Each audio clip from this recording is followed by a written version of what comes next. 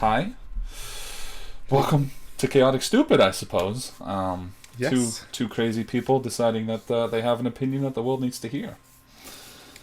Yeah. After a long time, start sharing our crazy ideas with other people. Yeah, it's gonna be fun. So anyway, like we agreed, let's do some introduction first. Why don't you go first? I see, sneaky. You introduced the introduction and you tell me to go first. Exactly. All right. Well, hey everybody. I'm Nikola. I'm 28 years old and I live in Serbia. I've gotten into this crazy world of Dungeons and Dragons, as I told my friend here just a minute ago, about 10 years ago, almost to the day. What can I say other than that? My background is mostly as a player, all things considered, but I've also dungeon mastered a couple of campaigns and then some crazy one-shots, which I enjoy quite a bit. I love D&D and other role-playing games. I've played primarily Dungeons & Dragons 5th edition, but I've also dabbled with 3.5 for a number of years before going down the 5e route, and prolific watcher of Dungeons and Dragons. Many a campaign has gone through my YouTube. You watch way too much D&D, more than me, and I watch a lot of D&D. Yeah. So yeah, I think that's enough to kick us off. I think. Yeah. Throw it back at you. Yeah. Let me go next. So yeah, I'm Kevin. I have been into role-playing in Dungeons & Dragons and all that good stuff for about, I would say probably also about 10 years. I think maybe a little longer, on the role-playing part anyway. But I got my start in online video games, so the really nerdy way to get started. But I think about 6 or 7 years ago, I started DMing for the first time in those games. So, for example, with Warcraft. And then about 4 years ago now, I think 2017, right? We got started on our campaign, and that was the first time I played D&D properly. I dived right in DMing because I could never find a game that was actually the way that I wanted to have it played. But the first 3 or 4 attempts all fell apart, and then I decided, after binge watching 85 episodes of Critical Role in a month, don't judge me, I decided to get into the Critical Role fan group and recruit some players with a very exhaustive interview process, much like getting a job. And eventually, Nikolai here was one of those that joined me, and we played a campaign for 3 years, and we're still playing another campaign right now. So yeah, that's how we ended up here. Yeah, interestingly enough, the recruitment questions that you sent me were what wrote me in the most into your games. I was like, this dude's serious. Yeah. Love it. It's that age-old adage of they really have to want to play. So I'll just throw everything at them, and if that excites them, then they're the right players. Yeah, definitely. And I think we got our group together in a very wonderful way. So that was great. Yeah, definitely. A few hiccups at the beginning, but it was. Yeah. I think it's probably the best group I could have possibly had to get started DMing in D&D. Although it has made, I think, all of us incredible rules lawyers over time. Being DMs, all of us, it's kind of inevitable that you end up being a rules lawyer for a large part of those games, but in a good way, in a positive way. Yeah, definitely. 4 dungeon masters in one session, or 5 actually, was it, right? Yeah. Makes for a very interesting dynamic when rules come up. Yes, but it's probably the most rules abiding campaign that's ever been. So kudos to us. Yeah, definitely. Pat on the back. Yeah. If I could bend that way. Yeah. No, but today we decided to get together and talk a little bit about world building, since we are, like we said, both DMs. And I think we both have some very strong opinions in that regard, and discuss them at length. So why not put it on video? So yeah, I guess I'll introduce my world for a bit, and then you yours, and then let's get into the meat of things. So my world, which I've also been streaming on this channel actually, it's called Idea. And yeah, in some ways it's a very typical fantasy world, I would say. It's got your magic, it's got your different races and multiplanar beings and that sort of thing, and gods. But in other ways it's also very non-traditional. Because for me, a big part of creating a day, and we'll get into that a bit later as well, but I really wanted to kind of capture the complexity of a more developed world, right? And I think Nikolai can attest to this, that I have a lot of different factions and nations in this world that all interact with each other in interesting ways, and that was kind of, for me, the focus of creating a Dea. But yeah, that is the one that I will be talking about, and over to you. Yeah, well, my world is called Tharanar. It is centered around a kingdom, for the most part, called Ilaria. And I think in some ways it is a little bit more typically high fantasy than Adea. It's a lot more of your traditional great dark and light forces fighting in the background, and people taking sides. And I enjoy a high fantasy and high magic setting, so I'm very much in favor of doling out magical items and seeing what craziness ensues when everybody has spells and counter ways to counteract those spells. But also, I think that what I love about your world is something that I didn't necessarily incorporate in mine, which is sort of the intricacy and complexity of the political system and all of the various factions. While I have incorporated that to an extent, I think it's a lot more black and white to some extent. Like, there's a couple of large forces, and then there's a couple of independent forces, and they're all kind of vying for power, but I don't feel like it has that structure to it. And mine's a little bit on the cusp of great breakthroughs. I injected into the world an inventor akin to, like, Leonardo da Vinci or something, who's just invented the printing press and stuff like that. So it's just on that cusp of being there. Well, I mean, having been fortunate enough to play in some of your one-shots, and enjoying that pretty much the most of it out of the little time that I've gotten to play as a player, I definitely would say that maybe underestimate yourself a little bit, because I definitely think that, in the city, it was in the valley with surrounded by mountains. We played a one-shot in the city with Theo. I don't recall now what the city is called, but that one definitely felt like it had many layers, right? And I think that's probably what drew me to it the most as well. But also, it's a lot of fun, and I sometimes regret not having the overt magicness of a world like that in mine, because at some point someone in a world like mine is going to say, you can't have that, you have to keep it under wraps or whatever, whereas there you could just like walk around with a powerful magical item, and I mean, if you're powerful enough to hold on to it, then it's yours, which is a lot of fun. Yeah, each of those things has their own sort of benefits, and then leads to different paths or different avenues that players can play with and figure out ways how they can they can travel through the craziness of your DM brain and beat the challenges you put in front of them. Yeah, the city of Thieves is probably the one where I've invested the most sort of thought into building the different factions out, because it's all based on them vying for control, right? So, but that's that is an example of where I took inspiration from you as well with building that out. So, okay, well, cool. I'm just gonna very blatantly segue from that into what else did you take inspiration from? What were some of the worlds that kind of inspired you, and why did they? Yeah, good, nice segue. Right? I appreciate that. Definitely very smooth.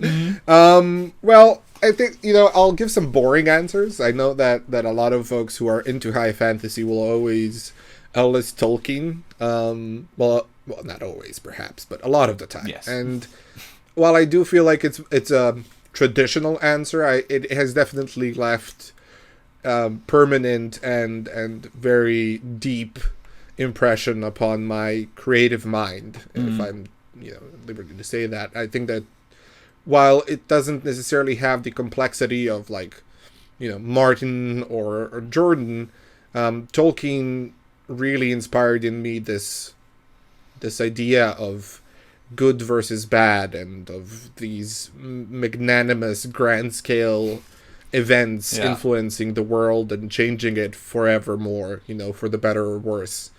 So that one is definitely a huge inspiration for me, and just also in terms of characters, I have to say, because I think that when reading the original, if we call it that, trilogy, I guess, and then also more than anything else, Silmarillion. Oh yeah, absolutely. Characters like Fëanor, Galadriel, of course Sauron, Gandalf, and all the folks in between, Gil-galad, and so many different types of folks, and their struggles against the cosmos, if you say, really inspired in me this idea of having epic characters pitted against impossible odds, and that really is something that I try to replicate in Tharanar.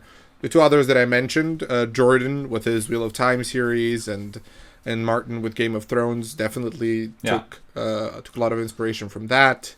Some other honorable mentions, Patrick Rothfuss with the Kingkiller Chronicles, really big inspiration in later times, because I didn't get to it quite as soon. And I mean, there are many others, many other books and series, and of course television or movies that I've read or watched throughout the years that have had more or less of an impact. But I think these four would represent sort of the core of what I like about fantasy. I mean, I think that makes sense, right? I think, like you said, Tolkien is kind of the unavoidable giant or titan of that world. So even writers like Martin can't really avoid being inspired by.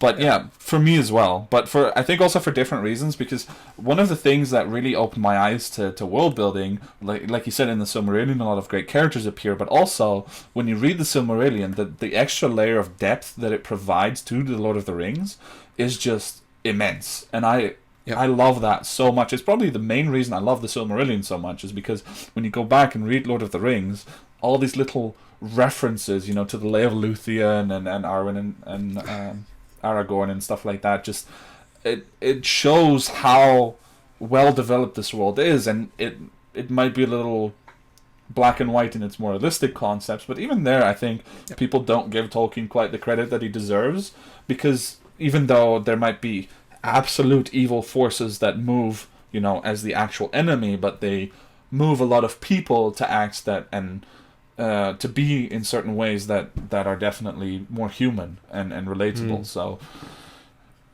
I agree. It's definitely, it has a sort of morally evil aspect to it. There are just something that's just actually evil, but it definitely deals with human concepts as well. And throughout the ages too, because I think, we call them elves, but elves are human in the same way. Like what we would call being human, they have that just as much. Just maybe with a slightly different perspective. So that really inspired me a lot as well. But I have to kind of jump on the bandwagon with George R. R. Martin and say, definitely you read The Lord of the Rings, you become a fan, and at some point I think you have kind of a crossroads, and if you start questioning, how did these armies get provisioned, or how did this work, or how the hell does Minas Tirith not rule over all of this and that, politically speaking, then you kind of fall down a different hole, and you're pretty much stuck there. Not in a bad way, but you're stuck there. You can't really unsee it anymore. That one definitely shaped me a lot as well.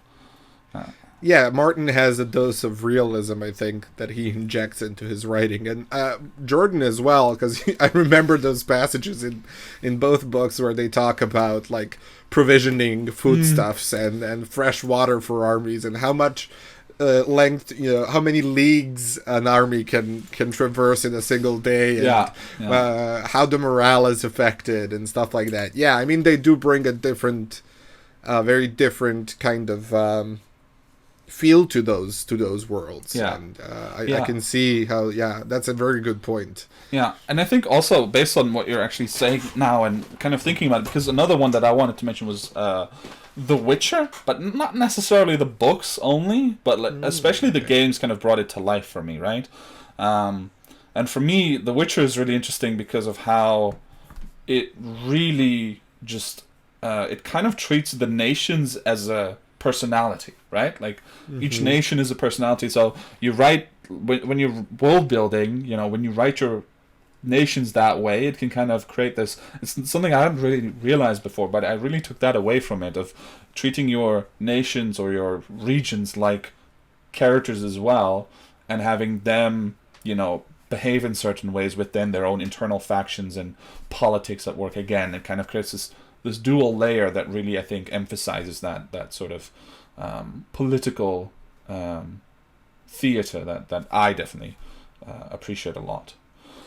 Yeah, that is an excellent point. Now that you've brought it up, now I can definitely see it. I think some of the others do as well, right? Like Martin with the whole Southwest East thing, and But yeah, I will probably butcher his name. Sapkowski, was it right? Yeah. That wrote the Witcher series. He does it in a very, very unique way, and I can definitely see, because I have on my notes something regarding this that I wanted to bring up later. But yeah, and making sure that your nations have their own sort of feel, their own character, is something that I appreciate a lot and have incorporated into my world building as well. So yeah. The books for me more than the games, I have to say. I read all of the books. Well, I haven't finished all of the games, but I'm a blasphemer, I know. No, it's all good. But I mean, I think genuinely that I'm just more familiar with the games, but I think both of them, they're just incredibly well written, and it kind of brings that to the forefront pretty easily. Yeah. I was about to say something and now I've forgotten. Maybe why you decided that you wanted or needed to start your own world? Right. Nice segue. No, but definitely kind of in that direction, yes. Because The Witcher's really where I kind of started, because around 2017 was when I was making my world for the first time. I actually started with a different world that I eventually discarded reluctantly. You probably know how difficult it is to let go. Yeah. Once you've invested enough time. But eventually I kind of wrote my own world, and the thing that always fascinated me the most about the Witcher world is you have the northern kingdoms, and then the map ends. And I wanted to know what's beyond. Like I want to know what's to the south, what's to the west, what's to the east, what's across the sea, and I want to know everything. That's why, if anyone's been watching the stream, like, my world is enormous for something to just be working on out of the blue.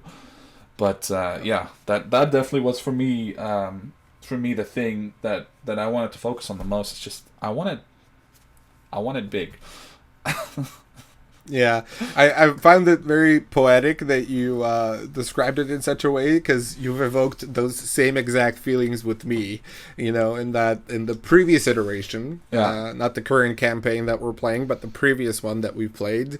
We got to do some exploring, but, obviously you'll remember there was this continent to the east that was just a mystery, and my character's whole idea towards the end was he was going to sail into the sunset and leave all of the crazy adventuring days behind to go, well, east and do more crazy adventuring, but in uncharted lands. And I shared that sentiment with you. For me, it's always been like, if a content creator of any kind, whether a writer or a screenwriter or whatever it is, even, somebody who draws, if you indicate to me that there is more to the left, right, or top or bottom, I always want to know. It's just so, like, I get so invested that I just have to know. I think that's almost inevitable, honestly, in creating these fantasy worlds. It's like you have to have the unknown. Right, like on Westeros, you have the Far East as well, which is just like at some point you just don't know what's there except for a few myths and legends. And I think, in Wheel of Time you have Shara. In There's just always that thing that you want to see more of. At least for me. In Lord of also, the Rings, just like right? You have the Easterlings Yeah. and that whole further south as well. Like you have stories, but you just don't know. Yeah, absolutely. I think maybe honestly, it's a key part of having these worlds. It's just maybe I can't even make my other continent. Maybe I have to Yeah. leave it unexplored. You know. No, I don't. You have to make it. No, but I get it. I understand. Definitely, it's that whole. It's another sort of bait on the hook that you can present to the players that will always drive them towards it. And even if you get to the point where you're created, you could always create one more and then one Definitely. more. It just And I sparks mean- mystery and interest. And, Yeah, and I mean when it is a continent, right? It's not that big a deal. You can just reveal parts of it every time, and let's be honest, in a campaign, unless it's a specific traveling D&D campaign, you're never going to get across 5,000 miles or more. And explore all of it. So, yeah, I think it's also probably pretty easy. But in my world, I just wanted to know, especially my continent, Adea. It's like I just wanted to know all these things because I thought, and I still think, is that like all of them interlock like a weird puzzle. I can't know what's going to happen in our republic in the main area unless I know what's going to happen in the areas around it. But then I have to know what happens in the areas around them. And then at some point you just reach the sea, and it's like, okay, well, that's probably as far as it can go. But it's reasonably anyway. But what about you? Why did you make yours?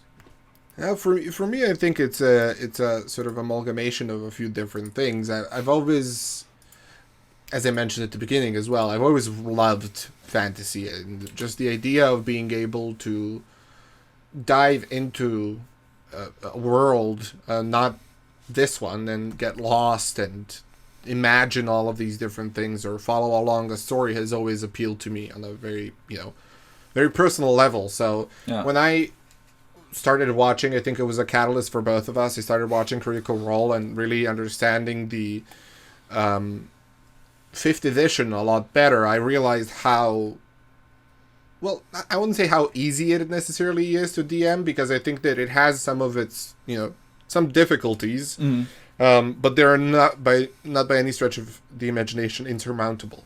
And that's what I found out when I was watching. I was like, oh, all of these people make mistakes and all of them do things in their own way, and it still works out. And so I was like, I think I can do this. And then I always had this drive to create something. I've loved writing since I was a kid, and I off and on would write either prose or lyrics or poems or whatever. And I just felt like this was such a nice way of channeling all of this raw unstructured energy into something that could easily take some shape. Okay, so if I may, quick question: where did you start? Because it just came up in my head, like, where did you actually start in your world? Yeah, so I started with in a tavern. Okay. I did the thing. I know, but I did it. I did it like sarcastically, right? It was like, Sure, it was such a big trope. Ironically, yeah.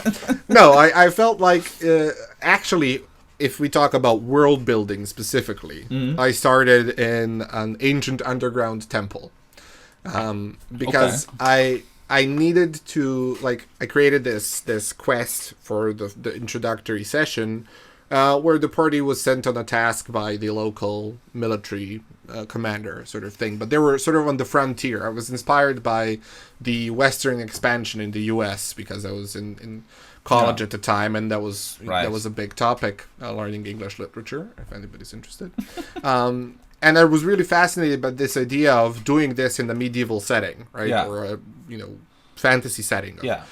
Going towards the edge of the world, and then even further than that, and finding out what's there and settling, because there's something intrinsically adventurous about this. Even if you're a farmer, you're still an adventurer of sorts. So I started in an ancient underground temple, just envisioning that, somewhere smack dab in the middle of nowhere, and a theft or actually desertion. Like a couple of the guards deserted and went MIA, and then the local military leader was like, "Hey guys, can you go and find out, Right. what happened?" And it was a way for them to earn favor. So I started with the location first. Okay. Then I built it out a little bit more because I was like, "This is the frontier.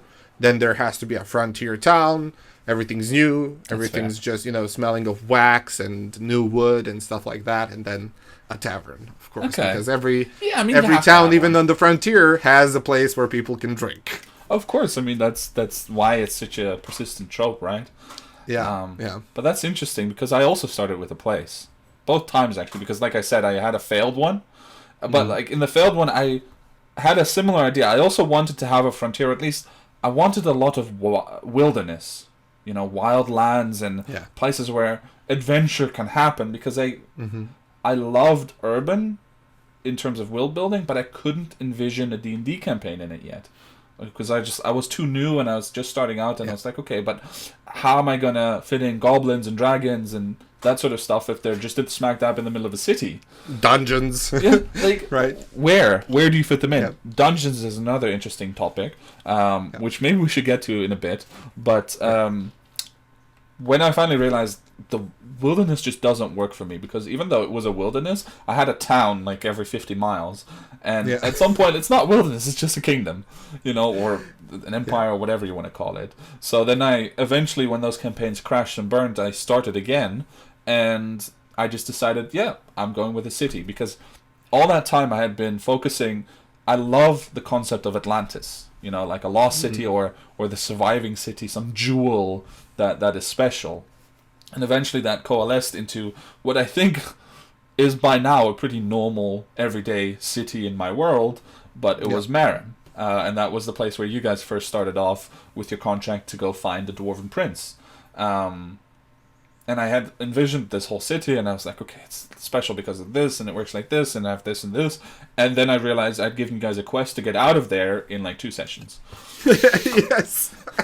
Which immediately fueled me to also write more about the surrounding lands, because I had to have the place that you were going, I had to have the place that you were eventually going to go, and there's a Dwarven Prince, that means that there's somewhere that he is a prince of. And so I think for me it was kind of like, I can almost nowadays build a world by just envisioning one thing, and then it's just a chain reaction. Because if this thing is like so, then it must have this nearby, then that must have this nearby, and eventually it just kind of grows out of itself almost. Yeah, definitely. I mean, that's what also I had in mind when I. One thing that I wanted to say is I did the exact same thing. I built this frontier town that the party was supposed to help develop and grow in there, and then I sent them away at the very next session. Yeah, I feel you on that one, because I was like, it's a frontier town, so what does it have to have? It has to have natural resources around that would motivate people to build there. It has to have some form of danger that would threaten it and stuff like that. So I definitely, it also becomes easier with time. You're definitely right about that, because the first time you do it, you maybe struggle a bit. The second time you're like, oh, I had to add all of these things previously, but I forgot to add these things, so you add those, and then you start after the third or fifth time, you're like, oh yeah, it has this, and this, because it's in these areas, and yeah, absolutely. And it's funny, really, because at some point you just decide, okay, well, this world is just the one I'm going with, and then you develop other areas, and they feel so much better, and then they come back to the initial one, and you're like, shoot, I really need to do something better with this place as well. So you probably just burn it down with a dragon or whatever, just to kind of get a clean slate. Yeah, so you move into the other district of the city that is much more developed and fleshed out, incidentally, but it's richer, or it's poorer. Yeah, or there's just been a coup and everything's different now. Have fun. Yeah. Yeah, definitely. Oh gosh. We did go on a tangent there, as we promised we did, wouldn't. But we said that it's a high likelihood. So, right. But I feel like we were adjacent to the topic at the very least. But I did want to ask you, like, what do you believe in sort of in your own eyes? What is unique about your world, and why? It's a great question. No, I'm only joking, but it's a really good question, because I think obviously when you make a world, you want to make something unique. But then very quickly, you realize certain things just have to be the same, or at least similar enough, because certain things are just a hallmark of a functional world. But I think for me, yeah, we kind of touched on it already, but the politics, and I think that treating those, because I see everything as a character essentially. A city is a character, a nation is a character, all the way down to the town council or whatever. And I think for me is the fact that I make sure that they have ongoing conflicts all the time, because, by conflicts I mean a very broad definition of the word conflict, but everyone always has stuff going on because they're always trying to achieve something, and it's never as easy as they want it to be. So what is it that they want to achieve, and how does it bring them into conflict with something around them? So that's true for a character. For a player character, it can be the same kind of approach, but it's true for a city as well. And when you consider that on the scale of a city or the scale of a nation, then they come into conflict with other nations or cities or powerful entities around them. And I think I exploited that understanding of how to write those conflicts to breathe a kind of, and I am quoting you guys here, my players, but to breathe a kind of unique life into the world, to make it feel like there's always stuff going on. No matter what you do, the world goes on, and you have to try to achieve your things kind of swimming in the stream, because the stream goes on whether you like it or not, and whether you swim or not. Yeah, I would definitely, I can attest, anybody listening, that is in fact what I would have said just now and what I have said in the past. Yeah, I think adding that sort of interlinking sort of feature to the world itself definitely makes it come to life more, and it makes you realize as a player that, hey, if I sit on my ass for too long here and go on our 5th in a row pub crawl because we're in the mood, that big baddie that we left over in the town next door is gonna take over that town, and probably the town over there, and or whatever, right? things will happen regardless of whether or not we're there to be agents in the story. Yeah, exactly. And I think in a weird, but I will say, I mean this in the most positive way possible, but I wanted to make my players insignificant, at least to begin with, because if you're in a world with millions of people, it's not a given fact that you'll be heroes. The players might be villains. They might be just regular Joes chugging along and trying to achieve whatever they want to achieve. And kind of pursuing that insignificance, and it helps you create a focus on their personal stories, because they're still the heroes of their stories, but they don't need to be the heroes of the world's story unless they decide that's what they want to pursue in particular, and then they still have to pursue it correctly. Yeah, definitely. And it doesn't feel, I agree with the positivity there, because it doesn't make you feel insignificant in a bad way. It just makes you aware of the impact that you have, and also of the fact that if you want to have a bigger impact, you should strive for bigger things, and for greater things. And I think that's great, because it provides that drive in you as a player to be like, oh, I need to get in touch with this lord or that lady, or I need to conquer this dungeon because it holds an artifact that will help me achieve my goals, or I don't know, maybe finagle with this shopkeeper for particularly powerful items and then get into trouble because of that. I don't know. I don't know what shopkeeper you're referring to. So just segueing away from that dangerous topic. But what about Theranar? What did you choose to make the thing that is unique, at least in your eyes and feeling? I don't know if it's, I was thinking about this a little bit, and I don't know if it's truly unique in the sense that it doesn't exist anywhere else. I will say it though, because I think it was a big concern and a big goal for me, which is making the cultural and political landscape diverse. And I don't necessarily mean just in a 21st century politically correct way, which I am all in favor of, but I don't mean only in that way. I meant more like, I am somebody that's truly fascinated by the differences in cultures. And for me, it was very important for my world to reflect that, because I wanted to inspire this sense of wonder and awe in my players. So I had, and also to spin them a little bit more differently, you know, to kind of make them expect certain things, but then in a very not expected way introduce them into the story. And just kind of making sure that, you know, I had an Eastern influence, Southern influence in terms of like our globe, right? So, you know, a more Arabic or Ottoman Empire inspired region, but vastly different than what you would expect necessarily. And then, you know, a dash of Roman Empire there, and then a dash of Greek independent cities with a French Renaissance and Middle Ages kind of vibe and things like that. I think that is something, even in that area that you described, I think I called it either like the Bowl of the World or something like that, where I had 5 independent cities. All of those 5 cities had unique cultures and very different types of social and political systems. Because for me, that's like, it was very important, because I couldn't imagine a world with, you know, 20 different species interacting with each other and all of them having the same sort of structure, right? It just didn't make sense to me.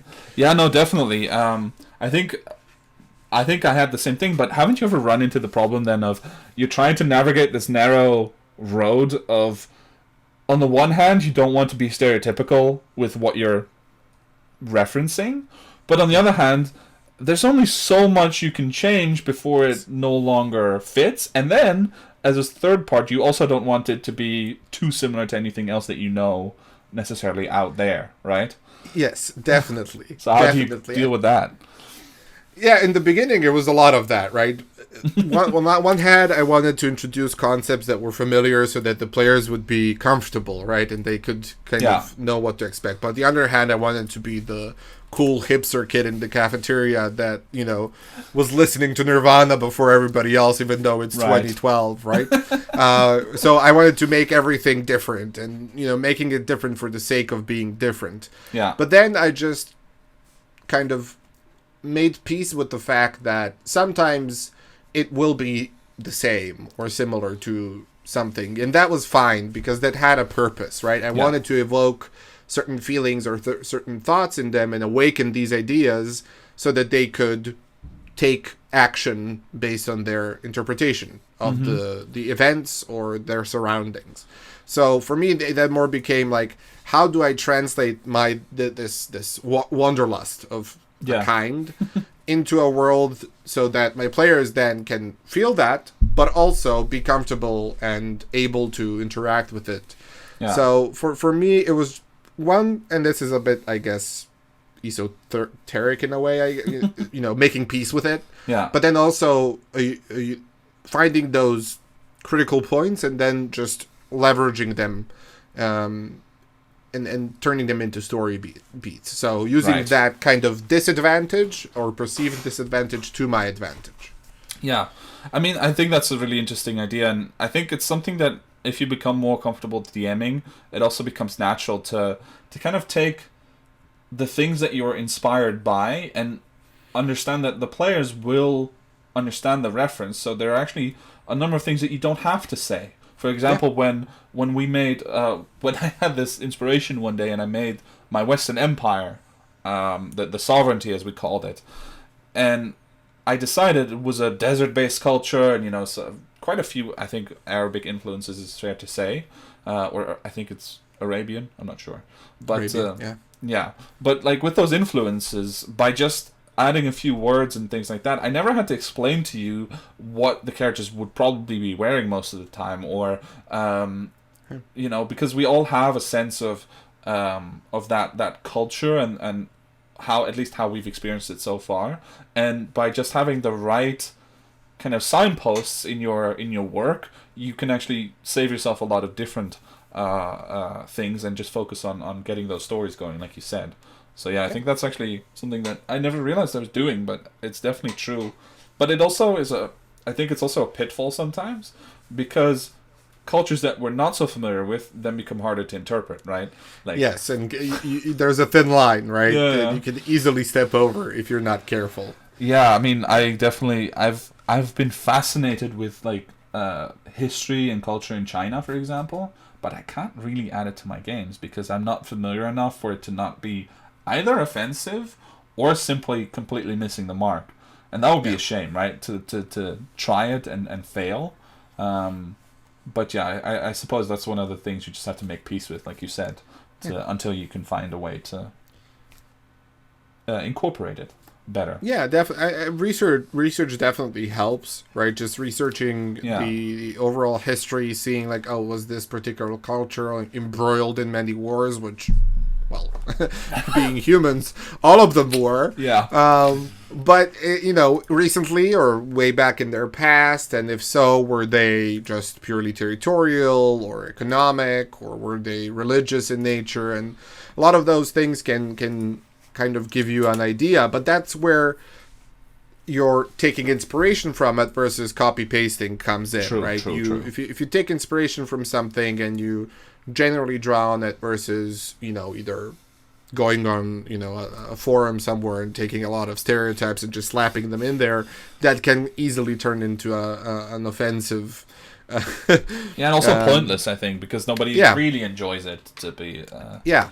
Exactly. Yeah. Exactly. Versus, looking at things like architecture, social and political structures, and just generally like, what trade resources they had, et cetera, et cetera. That can all inform like what type of society they would run. Yeah. But, yeah, definitely. End, but I think it's I think probably for me the biggest thing is identifying those pillars that make a society what they are.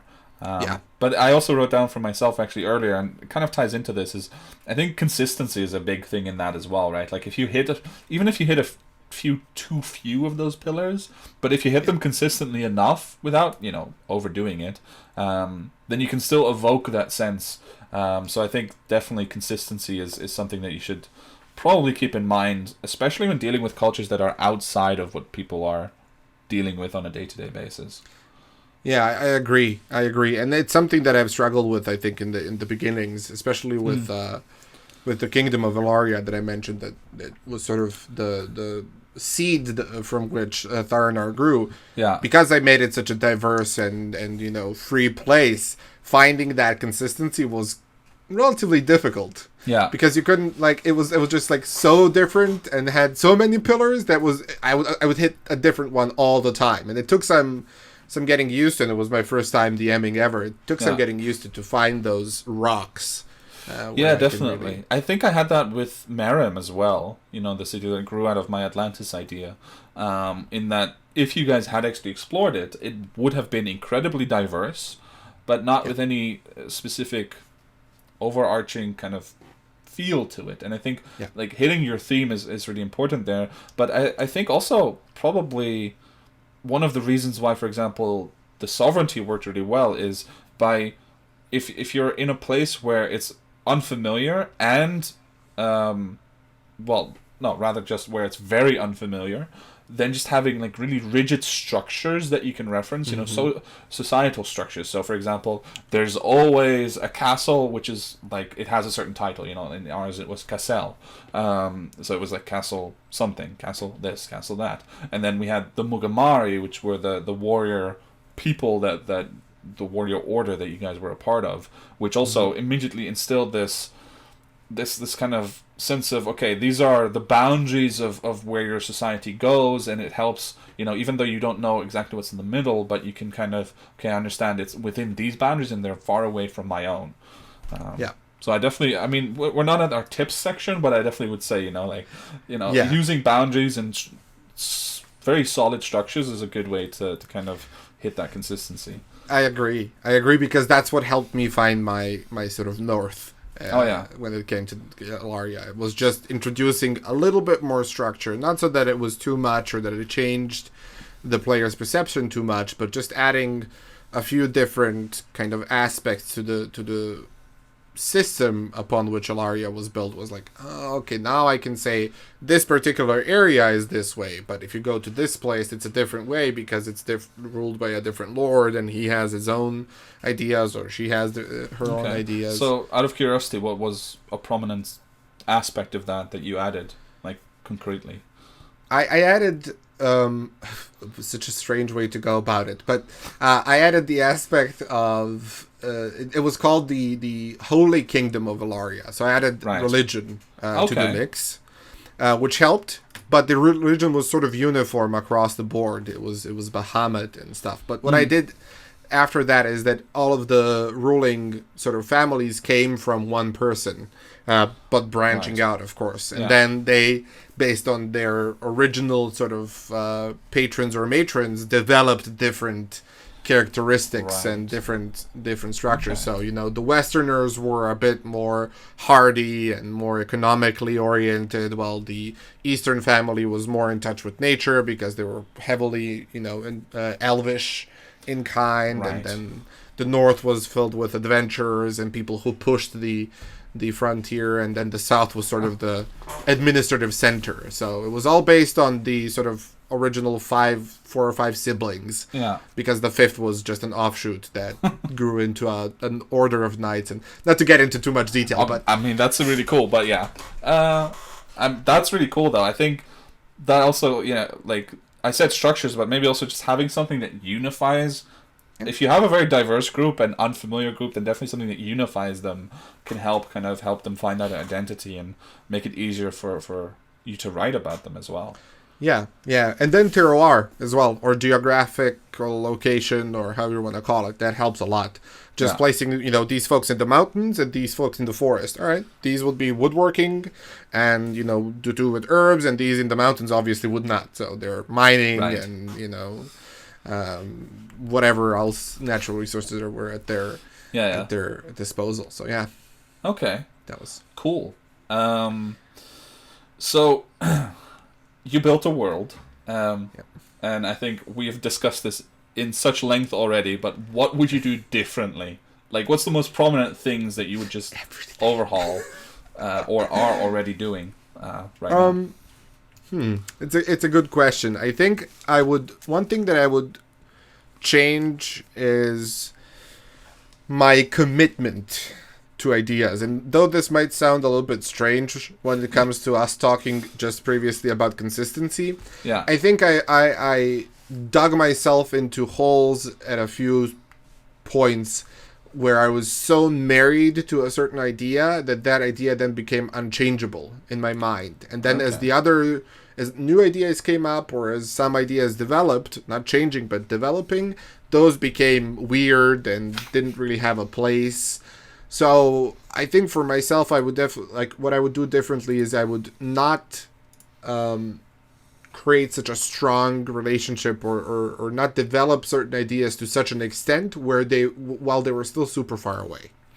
In the sense of, like, players were in a certain part of the world, and I developed, like, super rigidly a whole new other part of the world, and then that just ended up not fitting at the end because of things that I've been coming up in the meantime, and that just kind of created a sort of creative dissonance, and me being sort of, you know, I'm just a crap creator. I don't know how to make a world. This is horrible. I don't want to play anymore. I don't want to write, and it created a lot of negative emotion. So I would definitely do more broad strokes and then flesh them out as things were happening versus creating very super rigid structures in parts of the world that really shouldn't have one yet.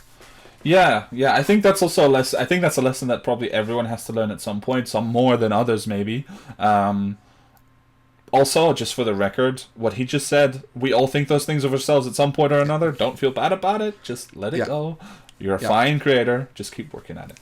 But I think, that's something we all have to learn, right? But for me, I don't know, I've always been probably on the other end of that spectrum, in the sense that I'm too changeable in my ideas, which means that I'll half work through an idea that could maybe still work out, and I'll just throw it away for the next one. But that can create a lot of, like, inconsistencies in your world as well. So I think yeah, I mean, it's a bit cliche to say it's all about balance, but it is. But definitely being able to work out your concepts, and I think bending them in the right way as well is a pretty important one. Because even if you have this idea that you're married to, you can always find another angle to incorporate that into your world. And I think that's something that as a dungeon master you have to learn, just like you have to learn it as a player, right? That you can take a situation in a different way and still roll with it and still be true to your character or true to the idea that you had, while going forward in a way that you hadn't envisioned so far. Yeah, I agree, and I think that flexibility or their ability to pivot is intrinsic to the medium, right? It's collaborative storytelling. Yeah. As a dungeon master, or a game master of any kind, like, you are the primary, perhaps, driving force behind the world building, but you always want to keep one ear to the ground and listen to what your players are saying to you, even if they're not saying it outright, and just kind of what their interests are, and then creating those pathways for them. I think I gotten better at it at a later point, but I think what definitely I would have done is just being more okay with changing things around and creating loopholes and reasons for things being not that sensible, so that they become that, versus just getting that creative harikiri and just murdering my world for just some not that great a reason. So that would definitely be one thing that I would do. I mean, I think also it's listening to your players is great, but it's also a matter of make sure that you talking to them beforehand and establishing those boundaries. Then as long as they're operating within certain boundaries, you can always find a reason as a dungeon. I mean, even if they're operating outside of the boundaries, technically you could find a reason. The only reason you have a boundary in the first place is probably just to say, I just don't want that specific thing in my world. Such as me with changelings, which is no. But yeah, gosh, to spare yourself hundreds of hours of writing before you do the first session, because if you leave all of the doors open, then you have to prepare for absolutely everything in the first session. True. Don't do that. Don't ever prepare for everything. Yeah, just if the door's too wide open, just improvise. Yeah. But I've been trying to think about what I would do differently, but it's been such a gradual process that it's really hard to identify one thing. But I definitely think I would sit down first and try to always figure out what I actually want to be the feel of the world. Because I've mentioned it several times now with Atlantis and this sort of jewel city, but that's not the world that I was going for, because that concept requires a certain type of world around it. Maybe one that has slightly more fables, is a little more magical, a little more fantastical than my... I mean, I hate the word, but mine's more gritty. And, Maram, like I said, became just a regular old city in the world, and that's fine, and I'm happy with it, but I could have arrived there a lot sooner, and maybe not spent as much time developing Maram, since you guys weren't going to stay there anyway. And focused on things that I actually wanted to develop. So I think, deciding on a theme is something that I would definitely do first, and kind of what I've done now as well with Adea. Since I gave myself a soft reboot, essentially with the whole 50 years ago there was a big calamity, and now everything is different. And I really said to myself, in spite of a calamity, I could reset everything to a Stone Age and really make it wild. But I wanted developed nations. I wanted it to be even more structured than it was before, because I wanted that political tension and that sense of nations kind of grinding up against each other. So once I had that, I was like, okay, that means a lot of places that you can visit, a lot of places that have very unique identities and that have strong desires for what they want to do and achieve, and it kind of just snowballed from there, right? That chain reaction we've been talking about, that you just have a starting point and then it just goes. And I think a theme is a really good starting point. Yeah, I agree, and I definitely feel that in this latest iteration, that theme is a lot more prominent, and I think I would also take a bit of that advice if I were starting anew, because I think I had a pretty good grasp, but that all plays into, you know, having those ideas about your world that can or might need to change in the future, and a theme helps with that. Yeah. Because if you have an overarching theme, then you know what is possible and what is not possible, and it's easier to create those. Yeah, and I think it also, you know, kind of inspires things that you don't necessarily expect immediately. Such as, you know, if you have a very urban world like I do, and it's very politics centered, then by default, concepts like gods and demons and devils, their relation to the world changes, right? And that's something you have to kind of realize early on. So you have to give yourself a chance to realize it early on. But yeah, I would change that, and I don't know. I mean, I'm lucky to be doing now the work, having great programs like Wonderdraft to work with, because, you know, in the past, like for me, having a map and just kind of putting it all on there immediately really helps shape that. But I definitely wouldn't recommend that someone newer start with, you know, a continental map. But just having a better region map in the beginning would have already made a big difference, because I might have sent you guys on an adventure around Merim first if I had an idea of what was around Merim aside from forest. Yeah, I definitely agree, because I did it the same way. I first created one location, and then I created the thing between those two locations, or the first and the next one. Yeah. And then I created the third location, and then I came up with a continental map. But yeah, continental maps are challenging. Yes. Especially if you're a brand new player, and there is no pressure to make one. I think that's also important. No, definitely. To mention, because I you don't need the whole world.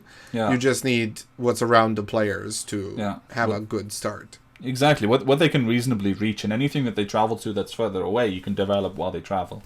But yeah, I think you can have very successful worlds without having any maps, or just vague ones. It's just we happen to be the type of DMs that just want specifics and detail, and that also informs the kinds of worlds that we create, of course.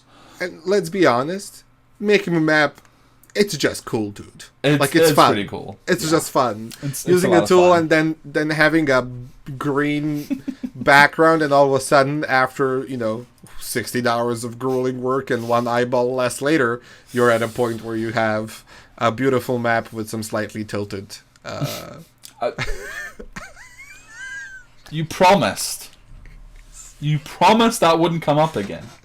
They were off by 10 degrees, okay? I didn't say anything. Oh my god, okay. Please, nobody watch the VOD where I spent 45 minutes correcting slightly maladjusted city markers on the map because he didn't point it out sooner. I mean, I should have realized it sooner, but, That was heartbreaking. Yeah, that was heartbreaking. But I've done that thing too, right? You're halfway through the map and you all of a sudden realize that you've used the wrong shade of a paintbrush compared to the one that you started with, and it's like, okay, let's go back, I guess. Oh god. But that does bring another good point, is I think it's almost inevitable for DMs or would-be DMs or world builders in general to be a kind of perfectionist, because the moment you start talking about world building, it's just, you don't really arrive at that concept without having a very specific vision, and that must be the way it is. So my question to you is, how do you deal with being too much of a perfectionist, and how do you keep yourself in check? Because I still haven't figured out how to. Yeah, it's a good question. I don't know if I've figured it out, but one thing that has helped is making mistakes. And it's maybe it doesn't make a whole lot of sense, but just if you notice yourself making mistakes, and then the outcome still being positive, you'll realize that not everything has to be perfect, because even the imperfect turns into something better at the end of the day. Right? So, like, I have an example, like the first one shot that I ever ran, in my eyes, is the perfectionist was an absolute disaster, right? Because we didn't get through it. I made it so long that it was probably 2 or maybe even 3 sessions long, right? Yeah. So we had to do a bunch of exposition later, and we talked about it, and it ended up being this whole thing. But sometime later, I was like, it doesn't matter, because I achieved my primary objective of that night, which was everybody to have a good time. And for you to enjoy my story and for me to enjoy your story. And just being aware that you will make mistakes, and that with experience you're going to be able to cover for those, essentially cover your ass for those mistakes while they're happening, is something that, helps a lot with that. And just, leaving yourself some room to improvise and to change direction when needed also helps a lot. Like this last time, recently, that I prepped a lot. I prepped enough, I think, to have the big story beats, and I had a few things written out.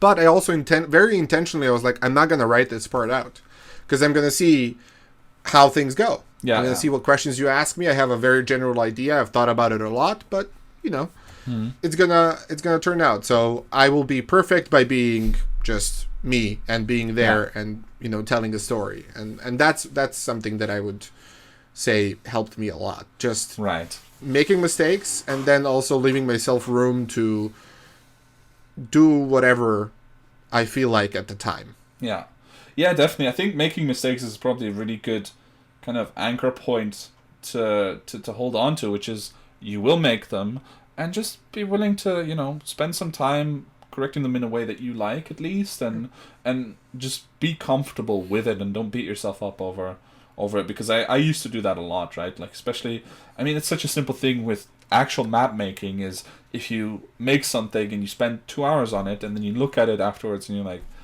it's not right, and I used to just drop it and just let it be, and that can be good sometimes. But if it's something that you really care about, then for me it's now a matter of just taking the time to actually just go back, make it the way I want to, and it's like something slotting into place. It just feels right. And whether you're new at world building or like a veteran, I think that never really goes away. You just have to be willing to put in the work, really, because world building is not something you just do in a couple hours and you're done. No, it's definitely not. Yeah. So awesome. I had a quick question that we skipped over earlier, which I just wrote down dungeons ? But I remember it now. How the hell do you put dungeons in your world? Because I don't have dungeons in my world. Not really. You know this. Yeah. Like, I've disavowed dungeons in Dungeons and Dragons. Yeah. Yeah, I'm a huge fan of dungeon crawling, I have to say. So for me, it was, one, shamelessly stealing a popular trope, which is the underground dwarven mine, was one of them. And then just being like, what is interesting and unique about this dungeon, and why would the players want to go there, and then just building it out from there. I haven't made too many of them, I have to say, but this one that I made started out as interestingly enough, it started out as an image in my mind of a statue of Muradin holding like a big rock a gigantic statue of Muradin holding a big rock above his head with like a pillar of light shining down on the pedestal where the former king was buried, and then the shadow dragon hidden in the background somewhere. And that's where it started. And I was like, all right, so what is cool about this is there was a expansive kingdom of dwarves, so it's very well built, of course. What does it have? Because they all died suffering, undignified deaths from hunger. Well, this happened, and et cetera, et cetera. And then I started from there, and some traps, some interesting Durgar encounters, maybe a mind flayer here or there, and some creatures from the Underdark and stuff like that. But it is an arduous process, at least for me, definitely, because you start with a very small thing, and then you're like, but the road to here has to be, interesting. And then I ended up making a dungeon that took like 3 sessions to clear because I was super detailed about it. Yeah. But if you do that, make sure that the party has time to rest. That's a big thing.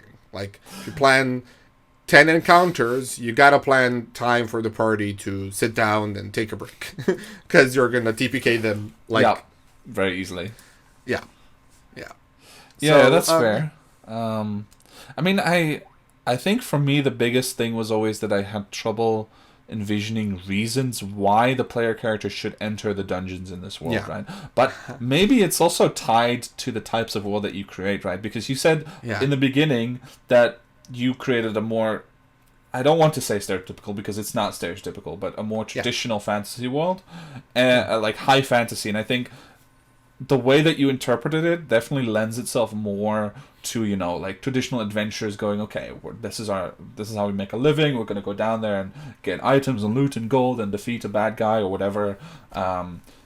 Whereas I have written myself, I guess, into a corner, which I don't mind being in that corner, but definitely written myself into one where, you know, in a highly civilized society, aside from a few maybe outlying dungeons or like forgotten cities that need to be excavated or whatever, it's not like every mage is building a dungeon under his house because there's just no room. And, you know, like, I could imagine the wizard from the college having to go to the city government to request a permit for the dungeon under his house, right? But yeah, you can only build it 200 feet deep, sir. Like stuff like that. But it feels so disconnected from the way that I've built my world that I guess I'm kind of in a corner, which I've never realized before. But it's interesting. Yeah. I wanted to answer one thing that you sort of asked, but I see where you're coming from. But then again, what I also did was, because I think we were both maybe inspired by Jordan to the extent with the breaking of the world thing. Yeah. I also had like a big calamity 500 years before the players started. Sure. So for me, what that meant is like if there's a giant earthquake, let's say, and the city falls into the ground, and then after years and years and years, it's covered with ground. Eventually, someone's gonna dig deep enough. It's like there's these ruins that they found in recent years, like they're called Göbekli Tepe, and it's like an ancient ruin of a civilization that we never know existed before. Hashtag maybe conspiracy theory, but I've heard experts talk about it, so I won't go into too much detail. But even that, but like even Troy or even in Italy or in London, they're still finding things that they didn't know they were there because so much time has passed and it was built on top. Other things were built on top of it. True. So that was my idea. And then how do you get the players to have a reason to go there? Their curiosity. That was all I did.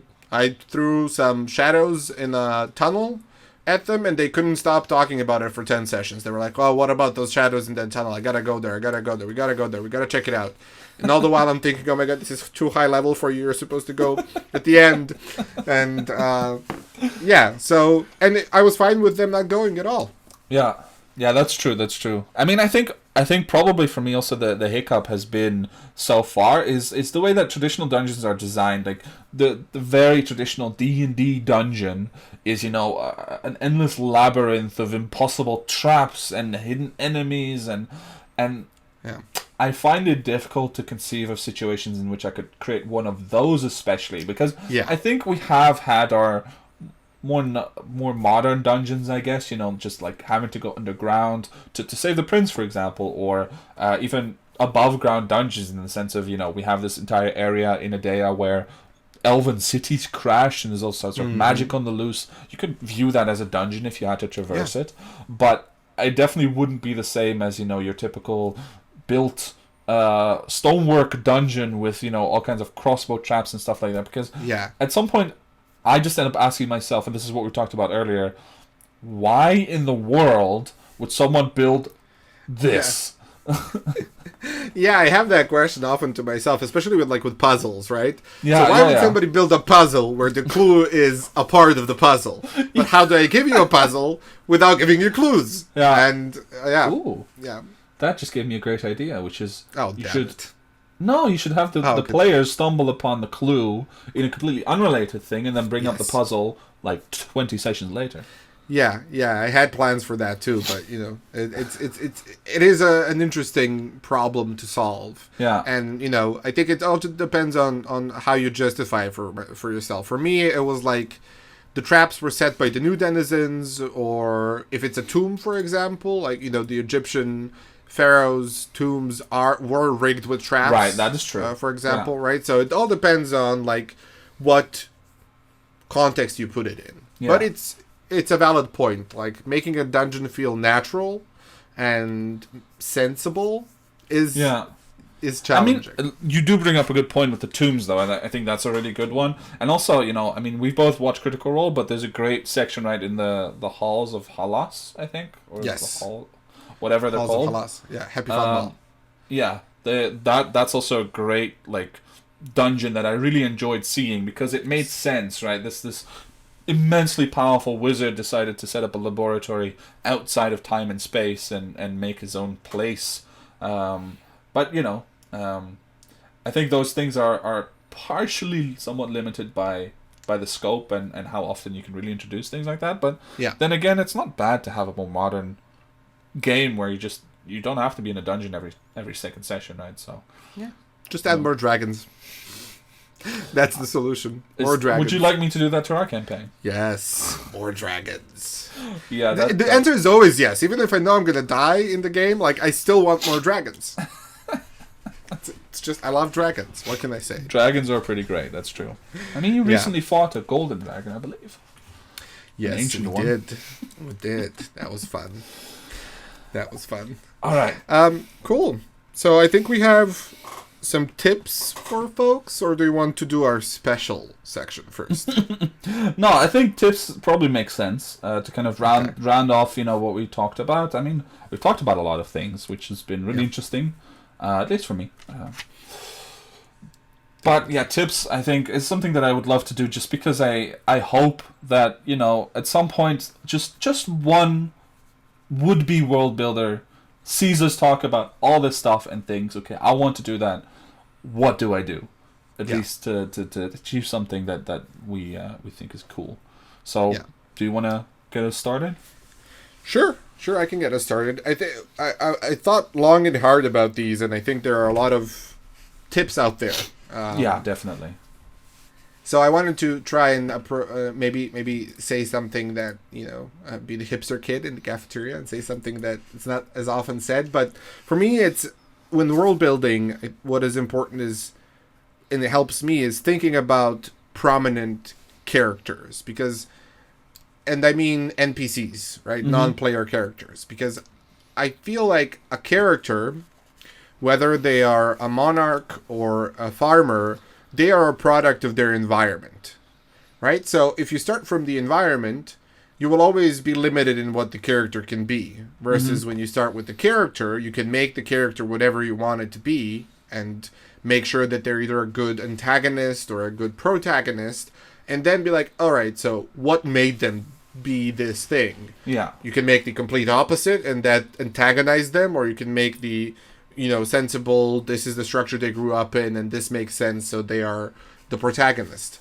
So for me, it helped a lot because I made some prominent characters for Tharanar first, and that birthed the Kingdom of Elaria and a lot of the different places in the world, and just making sure that I understood who are these people, what do they want, and what are their goals, what are their motives, what drives them to be these, you know, either benevolent or autocratic rulers, really allowed me to create the society and the you know, government or the kingdom that they rule over.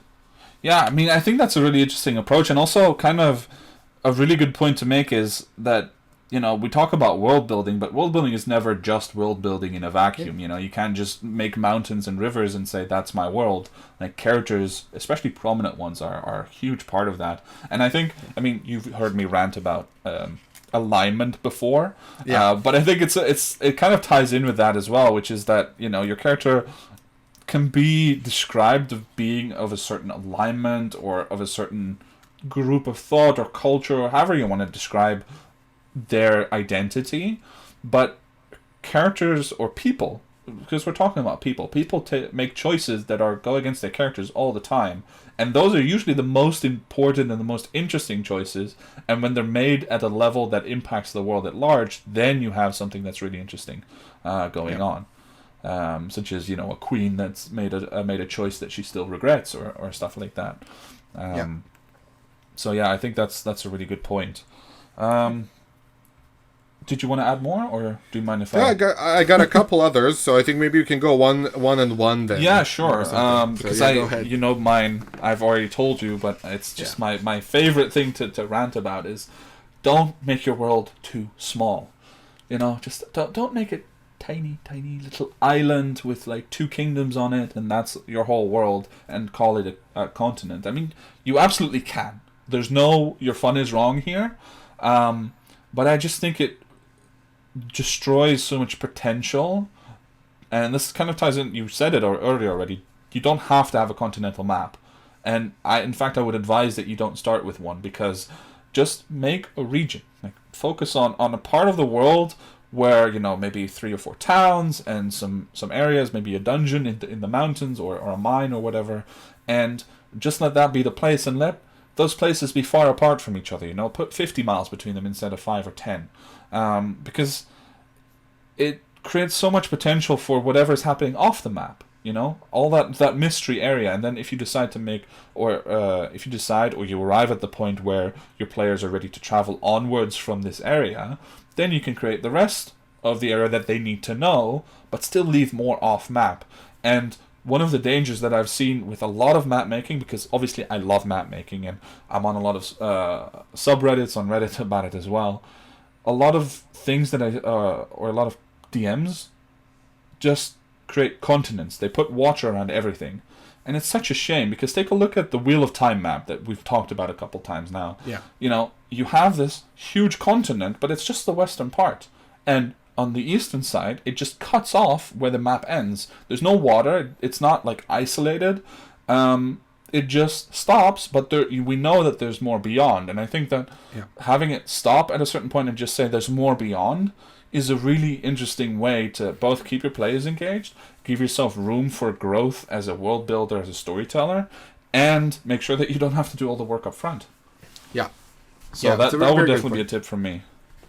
Yeah, I think, and it makes a lot of sense, because I think it is important. There is no your fun is wrong, but making a world where you've constrained yourself to an island or a very small continent limits your options and eliminates that mystery of what is on the other side of the map. And I actually, if I can just add, I've seen the opposite happen as well, which is huge continents, still a continent, you still have all the water around it, but huge continents with like 3 or 4 nations, because that's all that the world builder wanted to work on. But each nation is as large as China and India combined. Is in this world, like, you can definitely have that kind of world. You can build that world. It's possible, but reasonably speaking, it would be an exception rather than the rule. And you know, it often feels like the folks who end up with worlds like that are more just not aware of how immense that size is, than that they actually intentionally created it with the explanations and reasons behind it. Because at some point, you know, why would an empire's border stretch all the way across endless wastes when realistically they can't hold that territory? They don't care about it. You know, it would stop much closer to home. Yeah, and I think I feel the same way, but I think it is a reflection of us being very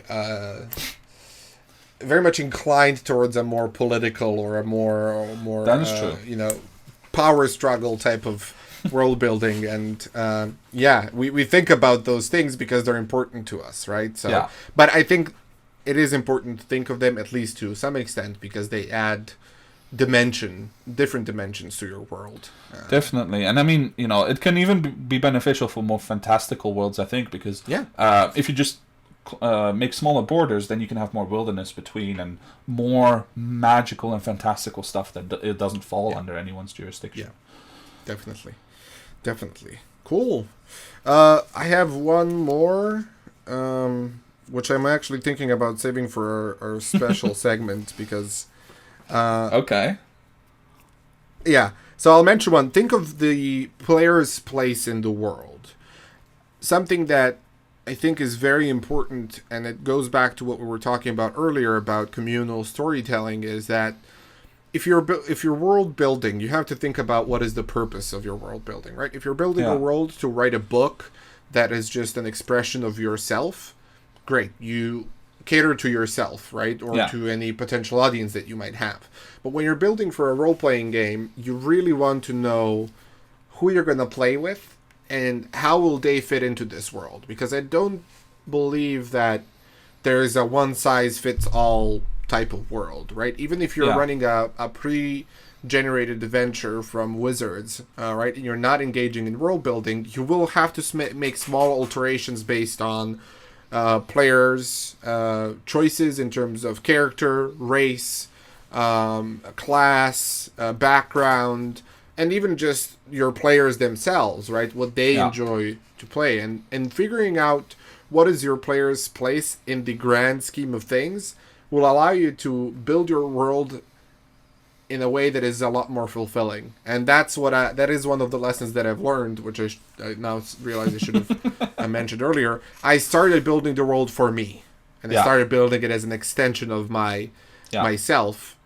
And I soon realized that one thing, the players were not engaging it in the exact same way that I wanted it to, and that built frustration, which I realized very quickly was not fair because they're not me.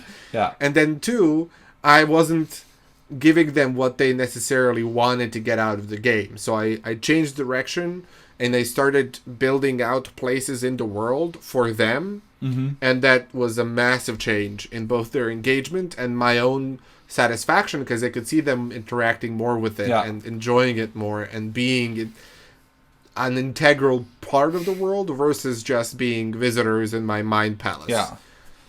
Not to say that you have to like change everything to fit other people, because I think it's important that you let your creative, energy flow in a way that is suited to you, but just think of their place. That helps. I mean, I kind of want to jump on that bandwagon for a second and even expand that idea, because you've got a really good point, and I think I've even read this advice in some places, but you can even start your world building based on what your players want for their characters, right? Like, there's this great theory on, I hate to be calling them out again, but Reddit, but there's this great theory called the knife theory, which I love for creating your character. You basically you decide to together with your DM, usually as a player, you decide a couple of knives that you give your DM with which you can stab your character. A parent is a knife, nice. A sibling is a knife, a love interest is a knife, a passion or a goal is a knife, because all of those things are things that your character cares about, and by manipulating those knives, the DM can stab your character, but in essence make it interesting for your character. Yeah. And so, if you, even before you have your world fleshed out beyond your very basic idea, if you sit down with your players and you say,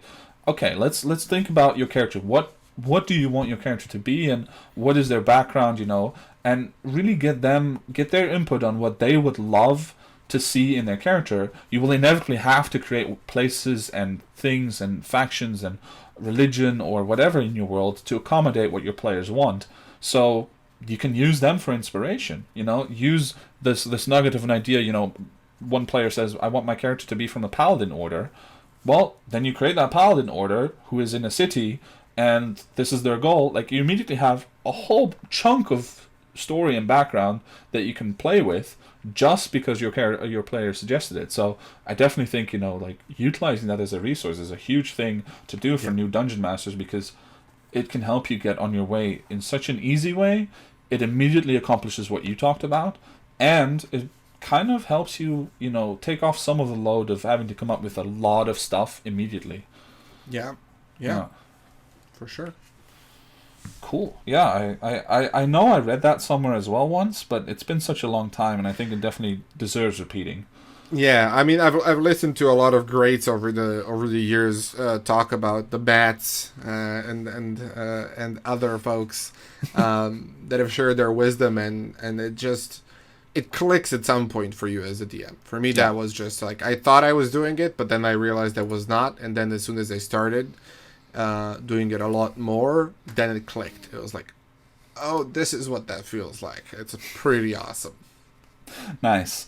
Okay, so like you alluded to already, and we have been talking for a while, and I see that we have a few people who are chatting, so I would like to talk to them at some point as well.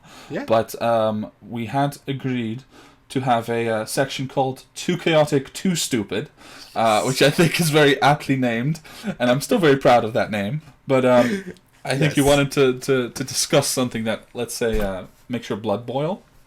Yeah, well, it has to do with the last tip that I had, because I realized there's this duality in my mind where I wanted to make sure that I sent out the positive vibe and the idea, and then also just say how much I'm infuriated when the player does not have their place in the world, but more importantly, when the world itself is so hostile to the player that the player is constantly on sort of edge and in need to survive. And don't get me wrong, if you're creating let's say a post-apocalyptic zombie survival session where the whole world is pitted against every living soul, that I love. That's an amazing idea. I wanted to do it because that's why I love it, right?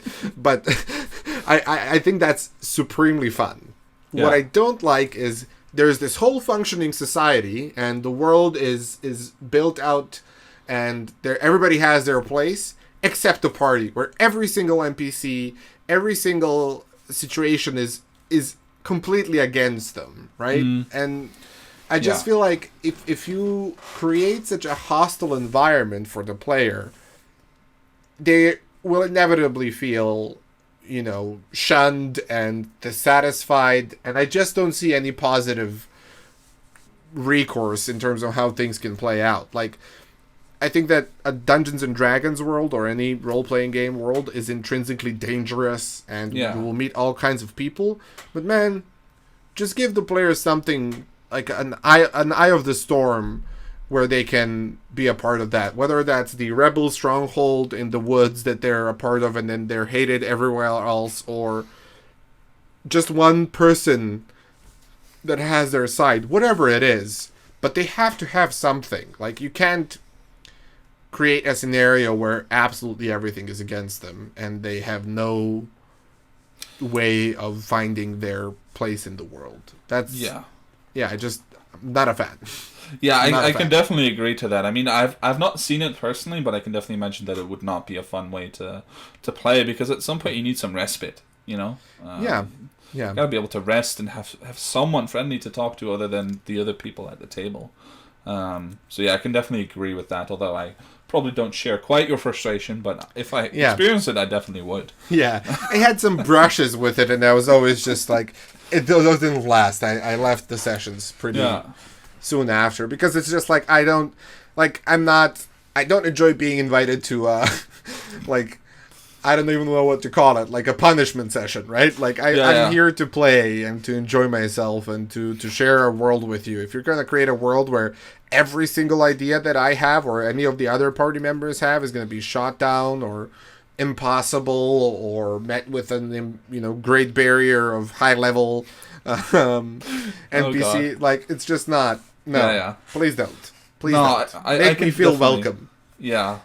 I mean, you have to.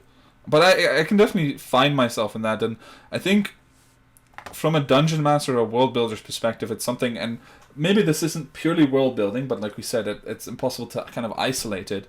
But I think one thing that I just came to is you can't be upset by the players going in a different direction, right? You build this world, and you're so proud of what you do, at least you should be, because you're doing an incredible thing. But the players will inevitably point their noses in a different direction at some point. And as you know, I'm quite involved, at least in reading a number of communities, and this is like the number one complaint, and that gets memed about. But I think a lot of dungeon masters and especially less experienced ones can get quite upset when they don't want to railroad their players, which is admirable, but at the same time, when the players go off in a different direction, that their plot gets unused. And I think it's such a fallacy as well, because no prep you do as a dungeon master is ever wasted. Yeah. Because just because they're looking in a different direction doesn't mean that they know what was back there. So just put it back in front of them again in some other fashion. The gold old swapperoonie. Yeah, exactly. I mean, why should you have to prepare 4 different encounters for 4 different doors when they're only going to be able to go through one door? Just put the encounter behind whichever door they go through, and then figure out the rest once they get to it. Yeah. Yeah. So is this your too chaotic, too stupid topic? This is the one. It is, honestly, but mainly because I find the sense of entitlement with which people complain about it very frustrating. Because as a dungeon master, you don't have the right to be upset when your players make choices. Be happy that they are choosing a direction to go instead of you having to drag them by the scruff of their neck to even go anywhere in the first place. And it's probably a side symptom of you can't go there because I don't know what's there. Right? Like, I haven't prepped it, so you can't go there. But no matter how new you are, you can always improvise something that will delay them until the next session. And then for the next session, you can prep again. So there's never a reason to be upset when your players go in an unexpected direction. Just have, learn to embrace that. Because if you can't embrace that, you will never have fun as a dungeon master. Like, you could be the greatest dungeon master in the world, but you'll not enjoy it if you can't embrace the chaos. Yeah. The whole time that you were talking, one sort of thought that resonated with me is like, as a dungeon master or a game master, people are there to play with you, not for you. And I wholeheartedly agree with this one. For me, it's too chaotic, too stupid. Like, you with all due respect, you just cannot expect your players to blindly follow along, yet not be on railroads, but still recognize all of your story beats and hit them at exactly the right time. And I feel for whomever might be, listening or thinking out there somewhere this way, because I felt this initially. Because I felt like, I prepared this in this way, but they didn't interact with it quite that way, so I need to rethink how I do it in the future, so they do. But thankfully, I'm very happy it didn't last for too long. Later, I had issues with just people wanting to stay on the rails. It was like, I create all of these options, and then they just continue down that one. And I'm like, but take a turn. I want to improv. Go, do something. And they're just no. Main quest, which I respect. I'm a main quest kind of guy, but it's nice to have the distraction sometimes. But I mean, I also want to emphasize, like you did as well, that it's not a condemnation of DMs who are struggling with, hey, there's something that I'm not expecting, or I'm afraid of this happening because, or this didn't go the way I had envisioned.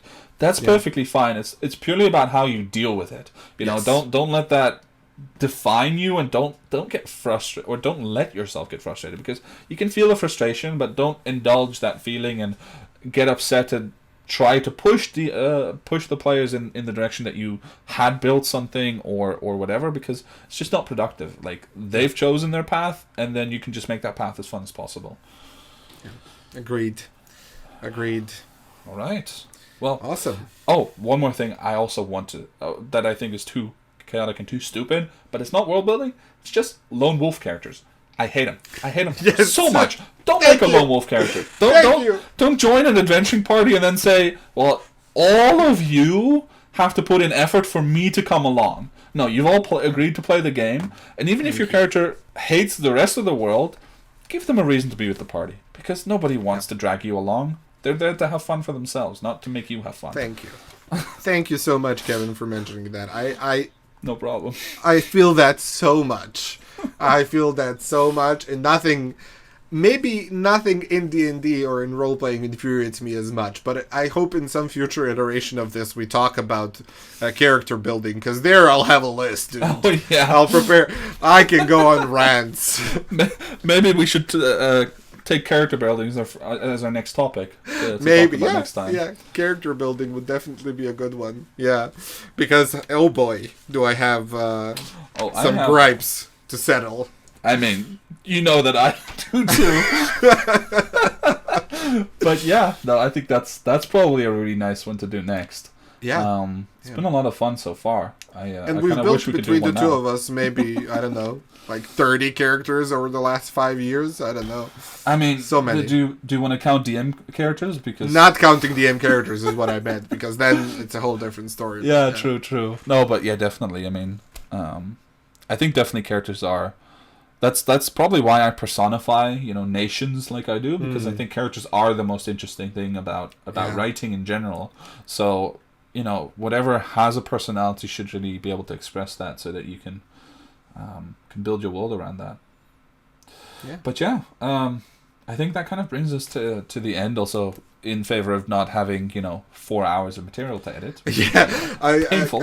I feel like we agreed on the time frame, and then we just did not think of it. No, we didn't, throughout, but we're still within, because I think we talked about Okay. about an hour and a half, so Okay, that's good. pretty much good. where we're at. I was afraid it was much longer because as we talked before starting this thing, we both are prone to tangents and Yes. analogies and just ranting. So it's a marvel, really, that we're not at 4 hours already. Yeah. So, before we sign off, hi everyone, Kevin here. Thank you so much for listening to the first episode of our podcast, Chaotic Stupid, on the topic of world building. If you enjoyed listening to us, then please consider following us. You can follow us on twitch.tv/chaoticstupidmedia or on Twitter at our Twitter handle @chaoticstupidco. You'll also find it in the description. And, of course, you can support us by liking and subscribing our videos on YouTube. In addition to this podcast, you'll find us live streaming on Twitch every Sunday at 5:30 p.m. CET, and we'll be uploading the VODs of our games to our YouTube channel as well. Thank you, and see you next time.